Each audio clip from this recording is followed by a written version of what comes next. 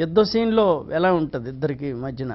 రాముడు అంటాడు, మీ జాతి లక్షణమే మీ కోతి లక్షణం, మా జాతికి రొత్తదా స్వామి, ఈ కోతి మీకు పరాయిదా మహాత్మ, సీతమ్మ జోడు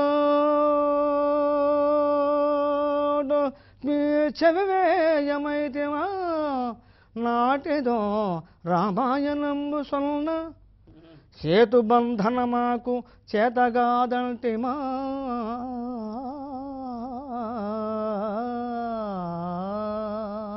యుద్ధంబులంక నబద్ధమగును మైరావుని ప్రాణమన్నంబు తెలుపమా,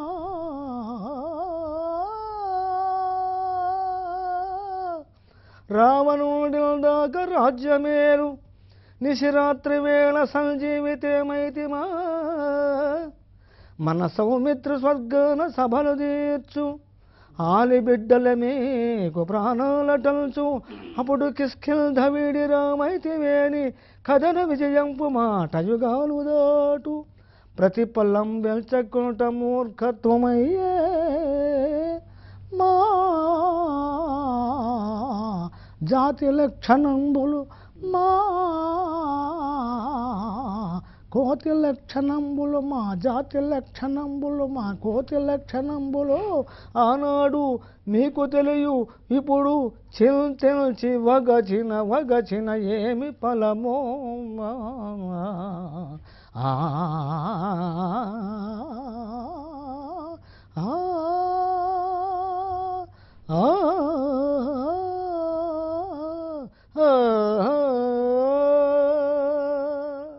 ఇప్పుడు ఏం చేస్తున్నారు మీరు?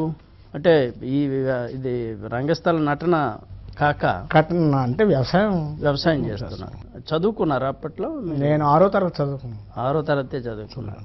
మా గ్రామం పక్కన కొత్తవలస స్కూల్ ఉంటే చదువుకోవడానికి అప్పుడు అవకాశాలు లేక, చిన్న చదువు అయినప్పటికీ కూడా రంగస్థలంలో మరి పెద్ద పేరు తెచ్చుకున్నారు. అది చివరిగా అంటే మీరు చేసిన ఇప్పుడు ఆంజనేయుడి గురించి మాట్లాడుకున్నాం. నక్షత్రకుడు చేశారు కదా. నక్షత్రకుడు ఒక్క పద్యం, దళతవలంబుపై బలవంతుడు ఒక్కడు నిలిచి పైకి రతనం వెల్తటి దవ్వగరు,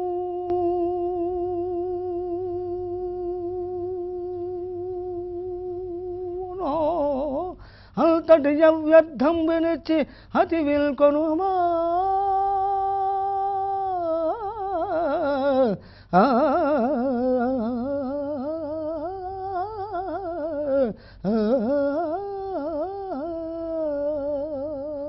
ఈ మధ్యన ఎలా ఉంది నాటక రంగం, రంగస్థల ప్రోత్సాహం? అది ఆదరణ తగ్గిందండి సార్. అంతకుముందు అంత లేదు.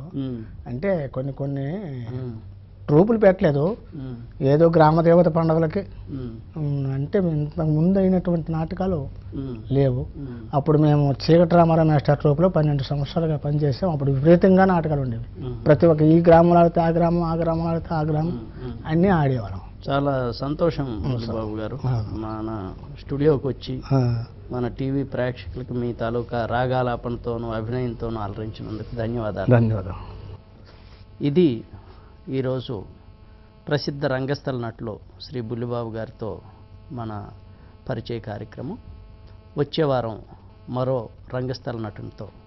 అంతవరకు సెలవు. నమస్కారం.